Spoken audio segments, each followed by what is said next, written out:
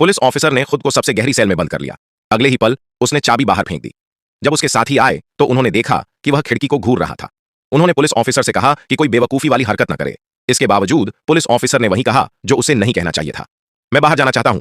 हालांकि जो लोग ऐसा कहते हैं उनमें से कोई भी जिंदा नहीं बचता। पता चला कि इंसानों की भविष्य की दुनिया 1500 मीटर नीचे जमीन के अंदर रहेगी।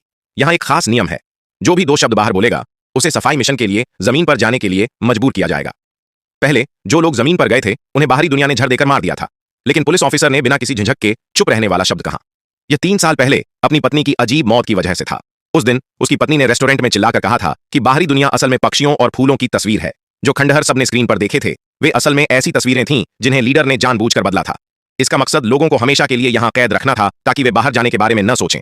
लेकिन यह देखकर कि किसी ने कोई जवाब नहीं दिया, उसने चुप रहने वाला शब्द चिल्लाया, मैं बाहर जाना चाहता हूं। इस तरह पुलिस ऑफिसर के पति होने के नाते उसे अंडरग्राउंड दुनिया में भेजना पड़ा। जमीन पर मौजूद लोगों ने एली के बाहर जाने की तस्वीर लाइव देखी। एली के खजाने से बाहर निकलने के बाद उसने अपने ऊन से खजाने के कैमरे को पोंछा।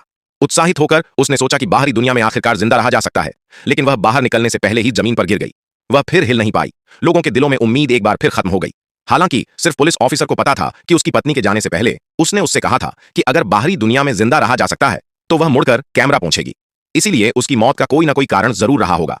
सच का पता लगाने के लिए पुलिस ऑफिसर ने भी कहा कि वह बाहर जाना चाहता है। इस तरह मेयर ने उसे प्रोटेक्टिव सूट पहनाया और उसे बाहर भेज दिया। वह लंबी सीढ़ियों से अंडरग्राउंड दुनिया में गया, लेकिन जब खजाने का दरवाजा खुला तो वह बाहरी दुनिया को देखकर बहुत हैरान रह गया।